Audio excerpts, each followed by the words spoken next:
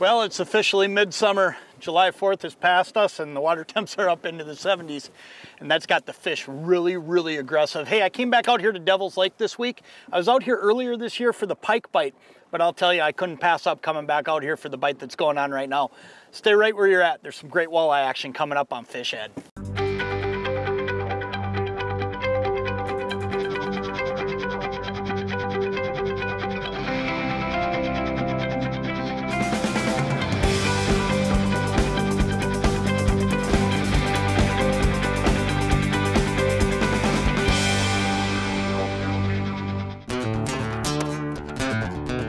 With all these boats going to these tube rod systems, these Lindy rod socks are so important. And what's really cool about them is they come in 3 different sizes. You can slide these things in and out of your tubes without having to worry about breaking an eye.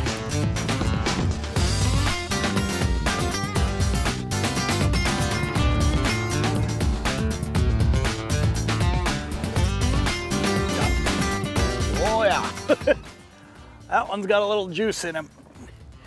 That's one thing about the bait I'm using today. Is it, for some reason, has just proven to be one of those baits that just flat out makes fish attack it. And that is a great walleye to start my day right there. Look at that one. Let me show you what I'm doing today, because the odds are you have not seen a bait like what I'm using, unless you've seen it in some magazines or purchased one here just recently. This is the all new Lindy Lil Guy. Look at that. It's a great way to start our day right there. I'm gonna throw this guy in the live well and then I'll show you that bait, because I'll tell you what, this thing is something special. I'm always excited when I get the chance to fish these, because the bites these things create are just unbelievable. I mean, that fish came up and just drilled it. But this is what it is. It's called the Lil Guy. And what it is it's a 36-inch snell. Now this is 14-pound fluorocarbon. All right, so this thing can stand up to the teeth that these fish are gonna put on this thing. So whether it's pike or walleye or whatever it may be. But then what we have is we have a crawler harness, and this thing is tied in such a way that we have a lot of distance in between the hooks. That's gonna make sure that we can get that hook in the back of the crawler. Then the other thing that we have is beads that all kind of match the color of the bodies. But this body is a plastic. And what this thing does is it runs like a crankbait in the water, but it also floats. So this little body will attract them from a distance and actually look like a crankbait in the water, but I'm running it down at crawler harness speed, and that just makes them attack it. Now, one other thing that's really cool about how you can fish this thing is because this little body floats, when I'm pulling this thing back behind that bottom bouncer, a lot of times I'll just set it down. Where a spinner would drop into the bottom at that point and be ineffective, what happens is this little guy actually floats up. And when this thing floats up, if there's a fish following it, they just attack it. And that's exactly what happened on that fish right there. I'm gonna get back in the water, because I'll tell you what, I guarantee you we're gonna catch a lot of fish on these things today. And because we're out here at Devil's Lake, we get to fish 2 lines. So I got one out over here trying some different colors too.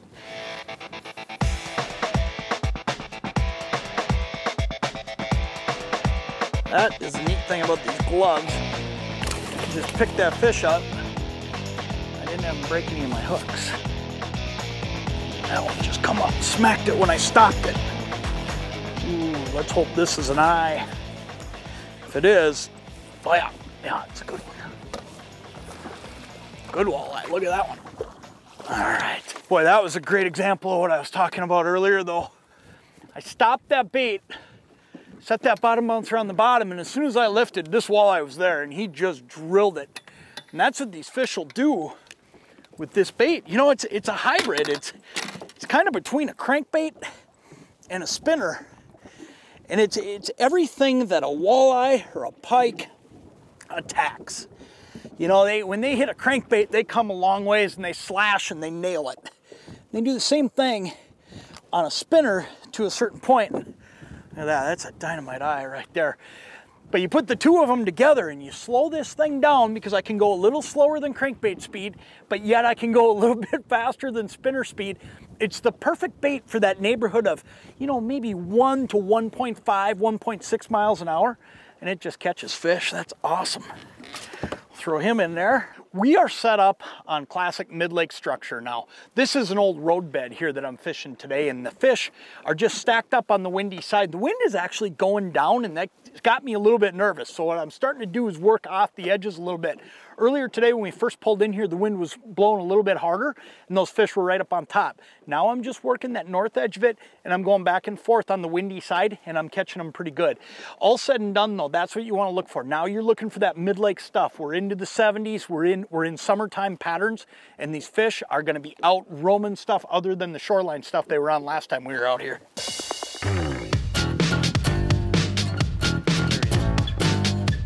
That one feels like just a good walleye. They hit it and they mean business. Another great eye. Look at that.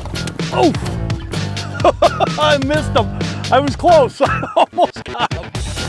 Another great fish.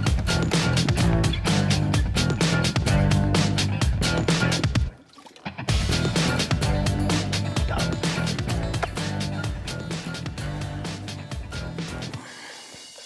That feels like another pretty good one. He's another great eater.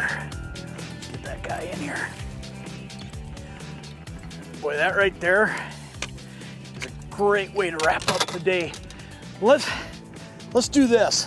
Let me give you a couple tips about how to fish this bait, because look at that, he got himself unhooked for us. That's a great walleye right there.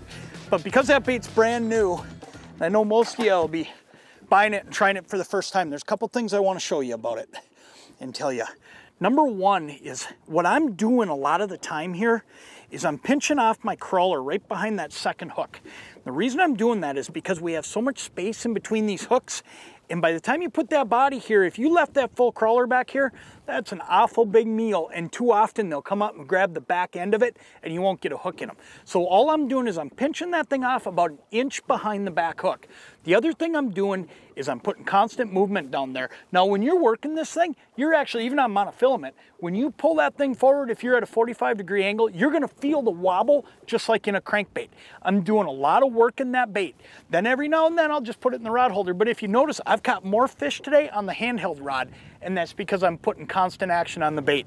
This is gonna be a great bait no matter where you fish. So I don't care if you're fishing Mille Lacs, Lake of the Woods, Winnebago, or out here in the Dakotas, it doesn't matter. This thing is gonna catch fish wherever you go, and we've done it for the last year. So make sure you pick a few of these Lindy Lil Guys up, give them a shot, because they're gonna catch a ton of fish for you, and they're a lot of fun. One last thing, when they hit it, don't feed them line. Just drop the rod tip a hair and set the hook, and he'll be there every time. I'm Jon Thelen. We'll catch you next time.